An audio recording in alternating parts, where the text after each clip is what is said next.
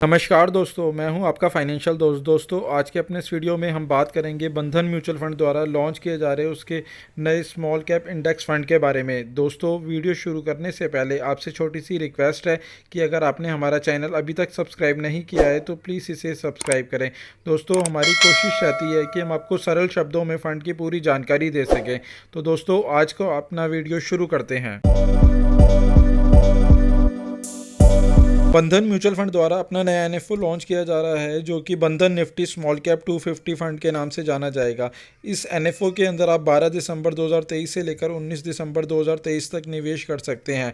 यदि आप index fund के शौकीन हैं तो इस कैटेगरी में ये एक अच्छा ऑप्शन हो सकता है, क्योंकि इंडेक्स फंड के अंदर नॉर्मल फंड की तुलना में एक्सपेंस रेशो काफ़ी कम रहता है। अब बात करते हैं स्कीम डिटेल के बारे में। पहले जानते हैं कि स्मॉल कैप में कौन सी कंपनियाँ आती हैं। मार्केट कैपिटलाइजेशन के अकॉर्डिंग 1 नंबर से लेकर 100 नंबर तक की कंपनियां लार्ज कैप के अंदर काउंट होती है। वहीं 101 से लेकर 250 नंबर तक की कंपनियों को मिड कैप में काउंट किया जाता है। वहीं 251 से लेकर 500 नंबर तक की कंपनियों को स्मॉल कैप के अंदर काउंट किया जाता है। बात करें पास डेटा की तो इसके अंदर कितना कॉन्ट्रीब्यूशन है मल्टीबैगर बनने के अंदर, कौन सी कैटेगरी के अंदर। स्मॉल कैप के अंदर देखेंगे तो 70% रहा है, वहीं मिड कैप के अंदर 18% रहा है और लार्ज कैप के अंदर 12% रहा है। बट यह कोई गारंटी नहीं है कि जो पास्ट में रिकॉर्ड रहा है वही फ्यूचर में रहे, क्योंकि स्मॉल कैप के अंदर जितना ज़्यादा बेनिफिट होने के चांस होते हैं वहाँ पर रिस्क भी उतना ज़्यादा ही होता है।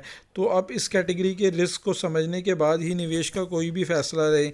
बट ये है कि फ्यूचर में स्मॉल कैप के अंदर रिटर्न मिलने के ज़्यादा चांसेस रहते हैं, बट वहाँ रिस्क भी ज़्यादा रहता है। तो इस चीज़ को ध्यान में रख के ही कोई भी डिसीज़न लें।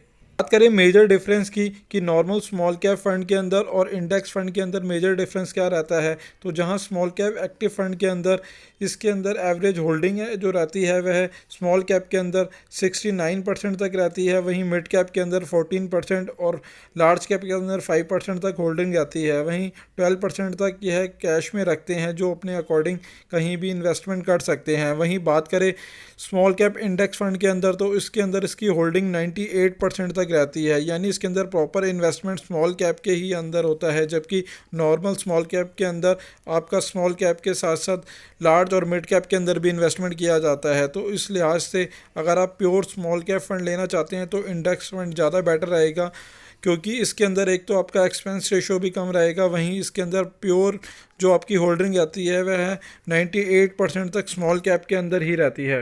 वहीं बात करें स्कीम डिटेल के बारे में तो इस एनएफओ के अंदर आप 12 दिसंबर से लेकर 19 दिसंबर के बीच में निवेश कर सकते हैं। वहीं बात करें फंड मैनेजर के बारे में तो इसकी फंड मैनेजर मिस्टर निमेश सेठ के द्वारा ये फंड मैनेज किया जाएगा। वहीं बात करें बेंचमार्क की तो उसका benchmark Nifty small cap 250 TRI का रहने वाला है। बात करें एंट्री और एग्जिट लोड की तो उस पर एंट्री और एग्जिट लोड दोनों ही नए रहने वाले हैं। वहीं बात करें इन्वेस्टमेंट की तो उसके अंदर लमसम के केस में आप 1000 रुपये से निवेश की शुरुआत कर सकते हैं और एसआईपी की केस में आप सिर्फ 100 रुपये की निवेश की शुरुआत कर सकते हैं। साथ ही साथ अब इस फंड के अंदर चाहें तो डायरेक्ट एएमसी की साइट पर जाकर भी निवेश कर सकते हैं या किसी भी रजिस्टर्ड एमफी रजिस्टर्ड डिस्ट्रीब्यूटर की मदद से भी निवेश कर सकते हैं। दोस्तों, आशा करता हूं मेरे द्वारा दी गई जानकारी आपके लिए उपयोगी सिद्ध होगी और यदि वीडियो अच्छा लगा हो तो प्लीज़ इसे लाइक शेयर करें और चैनल अभी तक आपने सब्सक्राइब नहीं किया है तो प्लीज़ इसे सब्सक्राइब करें। धन्यवाद दोस्तों।